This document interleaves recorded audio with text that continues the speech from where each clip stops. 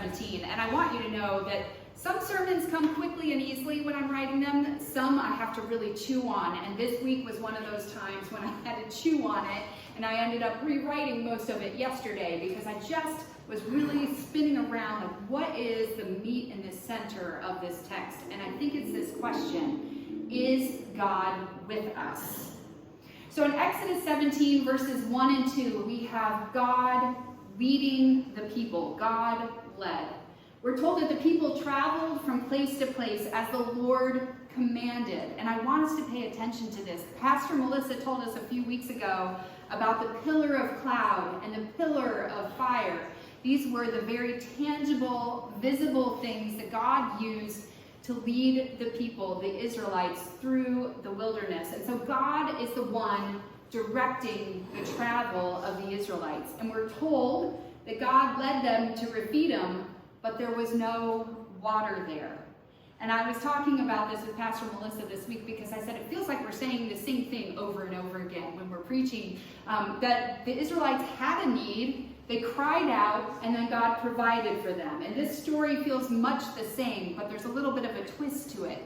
And the first part of it that I want us to see is this idea that God keeps leading the Israelites to places where they don't have what they need. So God leads them to Rephidim, and we're told that there's no water there.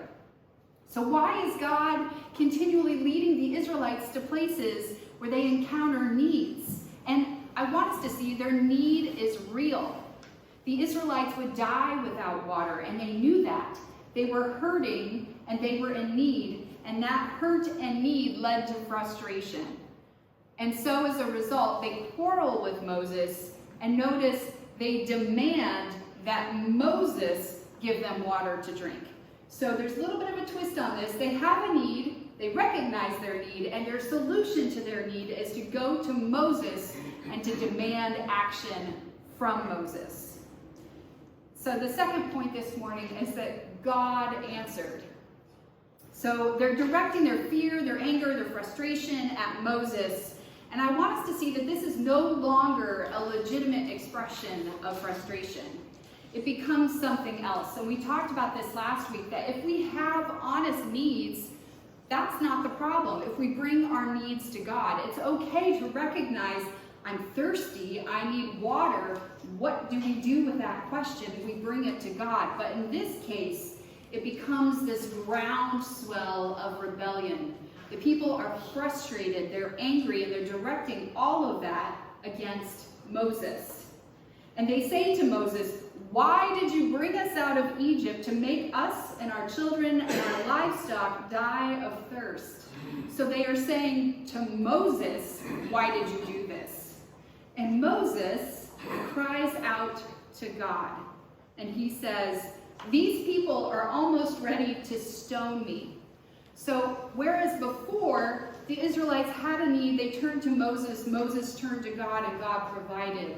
Now they are ready to attack Moses. This has crossed the line from frustration into open rebellion. The people are directing their fear and anger against Moses because they no longer knew if God was among them. They could see Moses and they could kill Moses, and this was their intention. So what began as frustration has turned into open rebellion. And I'm going to say it again because I think it's important. Frustration is an honest feeling of being upset about something that you were unable to change on your own. We all encounter these things in our lives that feel too big for us to fix on our own. Frustration is a natural human response. But rebellion is an act of defiance against an established authority. And in this case, Moses is the established authority who is serving on behalf of God. And notice all of their anger and frustration is focused on the human Moses, and Moses is saying, when you do this, you are rebelling against God. So the people are directing the rebellion against Moses. Moses is saying your quarrel is with God and that they were testing God. And this was what they wanted to know. Is God among us or not?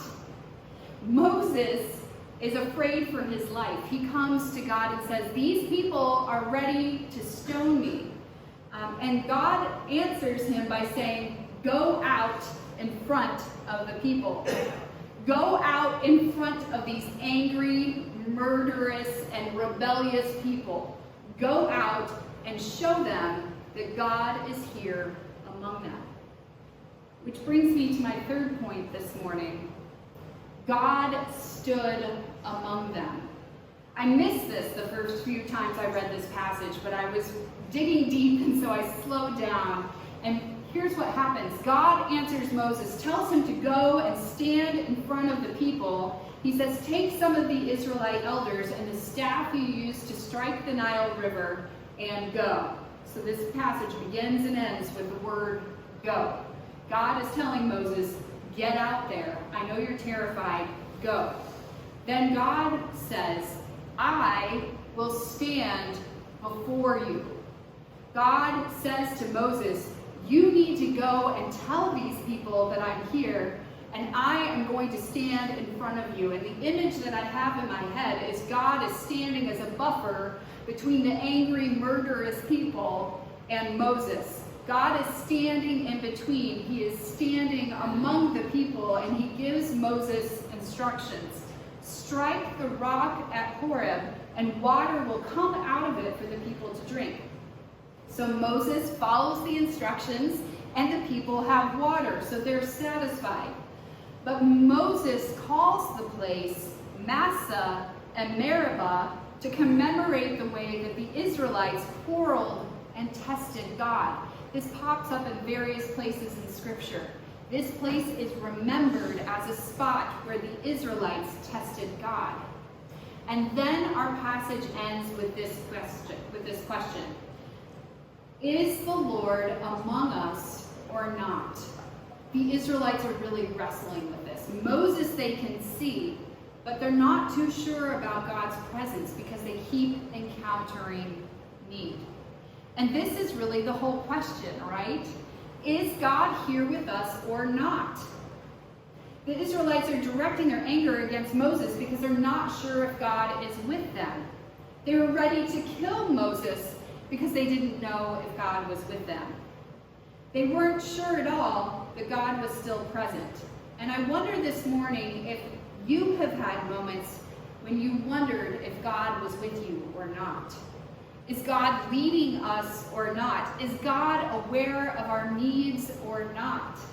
When we are in pain and when we're hurting, there might be a tendency to wonder if God has left us, if God has abandoned us, if we are on our own. But the answer in this passage is that God is standing among them. God has not abandoned them. God is standing between Moses and the people, and God is providing for the Israelites in spite of their rebellion. So the two questions that I have for us this morning is, what is the difference between honest frustration and open rebellion?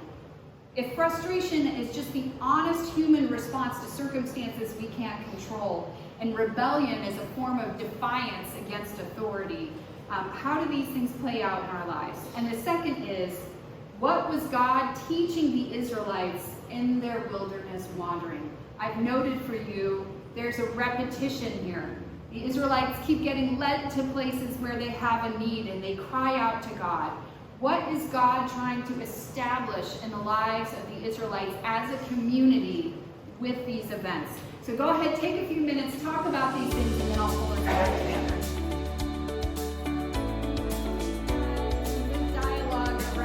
But this morning, the primary question that I want us to wrestle with is this question of, is God with us or not?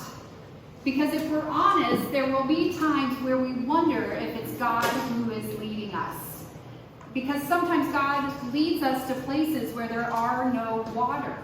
There are moments where we are going to have legitimate needs that lead to frustration, and we could be tempted to rebel. We might have moments where we wonder if God is really here among us.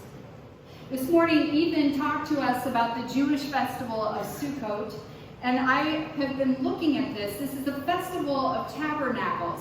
God instituted this for the Israelites during their wilderness wanderings. He said, on an annual basis, I want you to build little temporary shelters and spend a week living in tents to remember that for 40 years you wandered in the wilderness depending on God for everything.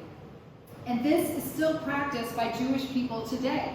If you go in Jewish neighborhoods this week, you're going to see little outdoor shelters, temporary shelters, that families gather in nightly. And part of that is to remember God's faithfulness through the wilderness wanderings. They share meals together outdoors every night to celebrate God's faithfulness. But the other piece about this festival, it's called the Festival of Tabernacles, is that God also lived in a tent during the wilderness wanderings.